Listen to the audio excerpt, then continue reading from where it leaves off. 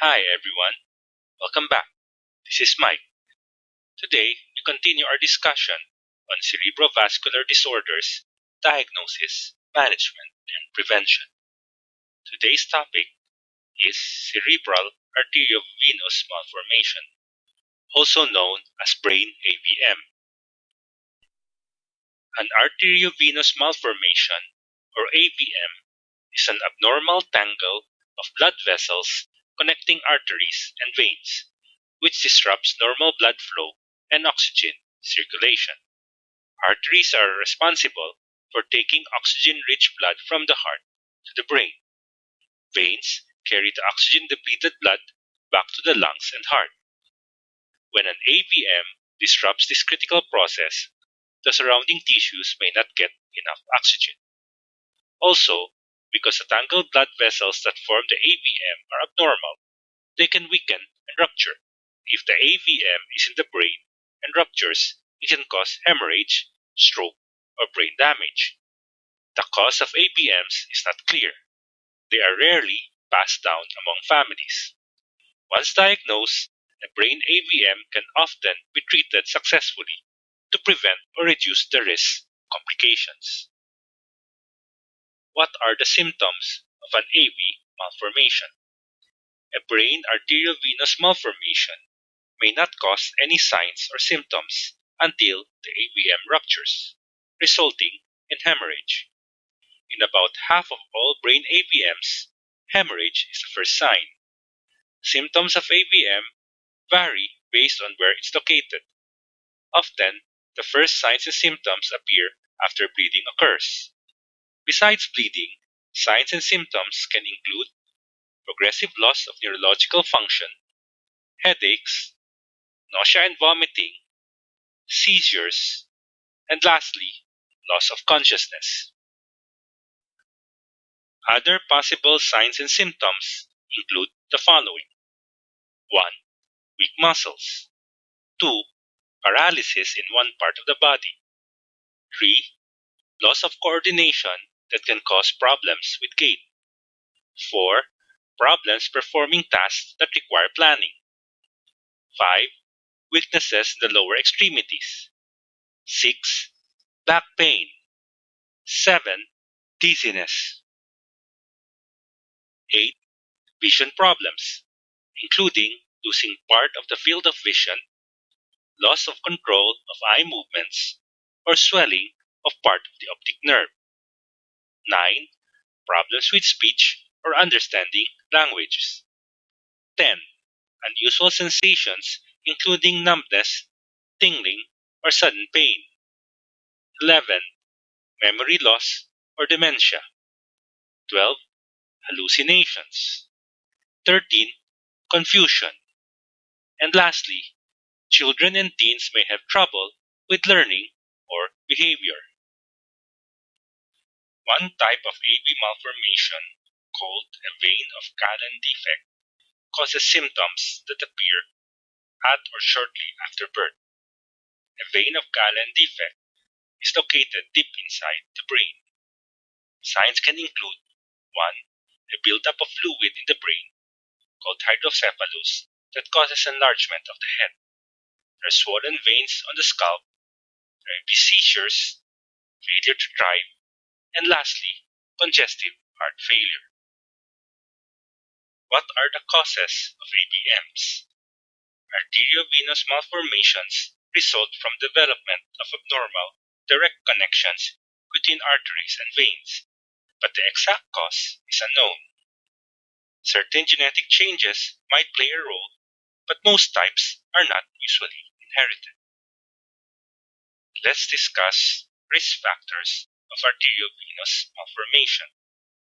Rarely, having a family history of AVMs can increase the risk, but most types of AVMs aren't inherited.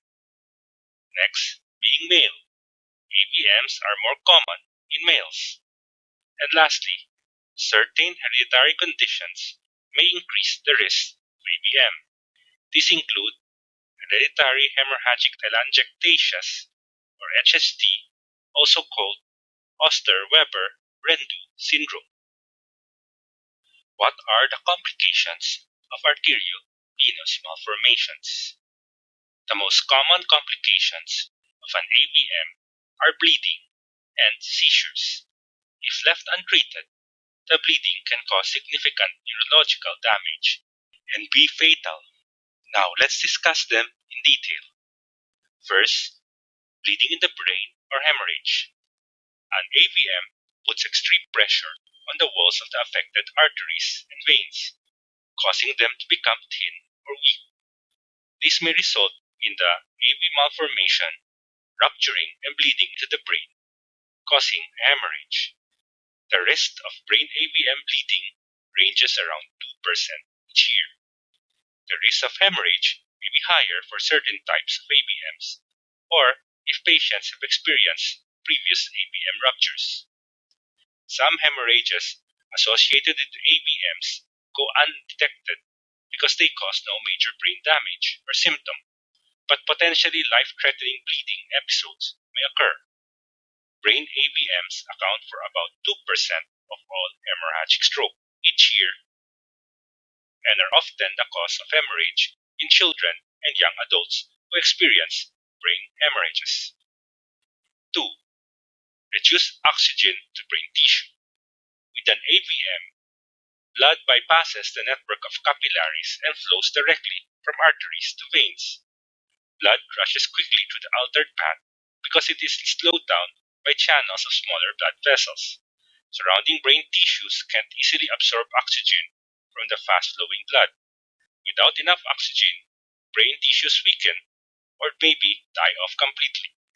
This results in stroke-like symptoms such as difficulty speaking, weakness, numbness, vision loss, or severe unsteadiness. Third is thin or weak blood vessels. An AVM puts extreme pressure on the thin and weak walls of the blood vessels. A bulge in the blood vessel wall, called aneurysm, may develop and become susceptible to rupture. Lastly, brain damage. As the patient grows, the body may recruit more arteries to supply blood to the fast-flowing AVM. As a result, some AVMs may get bigger and displace or compress portions of the brain. This may prevent cerebrospinal fluid from flowing freely around the hemisphere of the brain.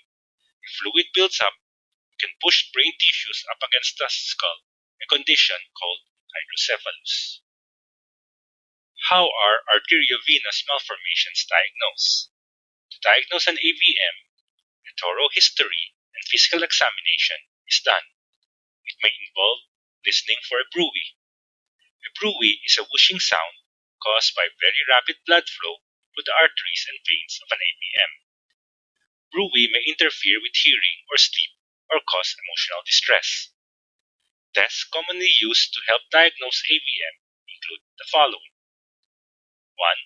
Cerebral angiography, also called arteriography.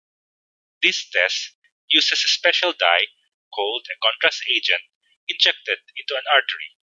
The dye highlights the structure of blood vessels to better show them on X-rays. 2. Computerized tomography or CT scans, which use X-rays to create images of the head, brain, or spinal cord and can help show bleeding. 3. Is magnetic resonance imaging or MRI, which uses powerful magnets and radio waves to show detailed image of the tissues. An MRI can pick up on small changes in these tissues. And lastly, magnetic resonance angiography or MRA, which can capture the pattern and the speed and distance of blood flow through the vascular abnormalities. Treatment for arteriovenous malformation depends on where the abnormality is found, patient's signs and symptoms, and overall health, and the risk of treatment. Sometimes, an AVM is monitored with regular imaging tests to watch for changes or problems. Other AVMs require treatment. Determining whether an AVM needs treatment involves factors including whether the AVM 1. Has bled, 2. Is causing symptoms other than bleeding, and 3. Is in a part of the brain that treatment may be safely given. In AVMs, medications can help manage symptoms such as seizures, headaches, and back pains.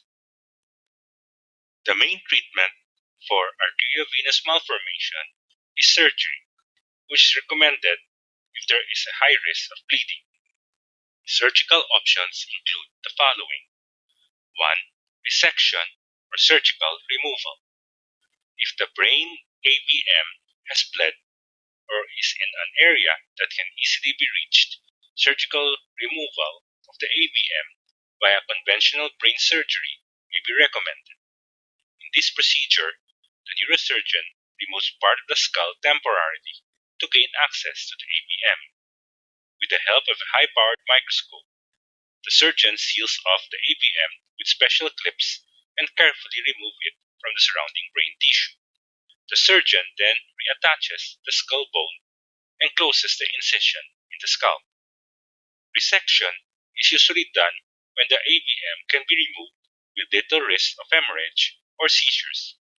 AVMs that are in deep regions carry a higher risk of complications. Second is endovascular embolization. In this procedure, a catheter is inserted into a leg artery and it is threaded through the blood vessels to the brain using X-ray imaging. The catheter is positioned in one of the feeding arteries to the AVM, and an embolizing agent is injected, such as small particles, a glue-like substance, microcoils, or other materials to block the artery and reduce blood flow into the AVM. Endovascular embolization is less invasive than traditional surgery. It may be performed alone, but is frequently used prior to other surgical treatments to make the procedure safer by reducing the size of the AVM or the likelihood of bleeding. In some large brain AVMs, endovascular embolization may be used to reduce stroke-like symptoms by redirecting blood back to normal brain tissues.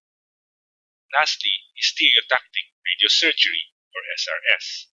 This treatment uses precisely focused radiation to destroy the AVM.